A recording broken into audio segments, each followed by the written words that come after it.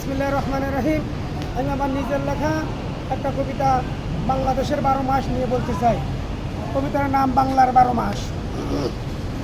লেখক চালক মিজানুল্লিক, খোকসা, কুষ্টিয়া। বৈশাখ মাসে ফলে জলে মুখ ভরিয়া যায়, খাইতে খাইতে সব কিছুদের মনটা ভরে যায়।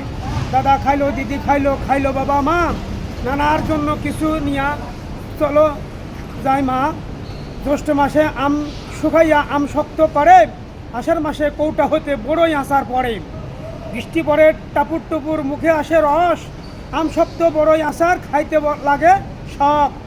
শ্রাবণ আর ভাদ্র মাসে বেজায় গরম পড়ে, ওই গরমের তাল পাকিলে সব মানবে ধরে। তালের পিঠা কি যে মজা, খাইতে লাগে ভালো, বেল খাইয়া তাল খাইয়া মনে ধরে আলো। আশ্বিন কার্তিক বিলে ঝিলে নদী নালাতে, ট্যাংরা পুটি শৈল বোয়াল আর হরেক মাসেতে, নানান সাথে শত মজা কত খুশিতে।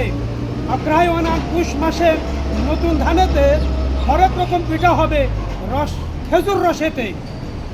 পৌষ মাসেতে আমের কুশি, মাঘ মাসেতে গুটি, তাই দেখিয়া পাড়ার শিশু খুব যে বড় খুশি।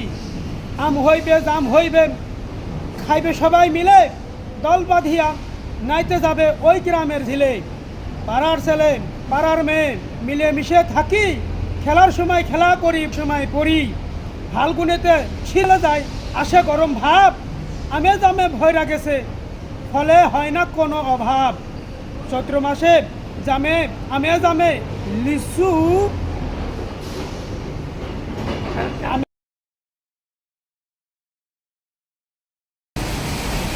চৈত্র মাসে আমে জামে লিচু গাছের ডগায়, দল বাঁধিয়া ঘুরে বেড়ায় পাড়ার সকল মশাই।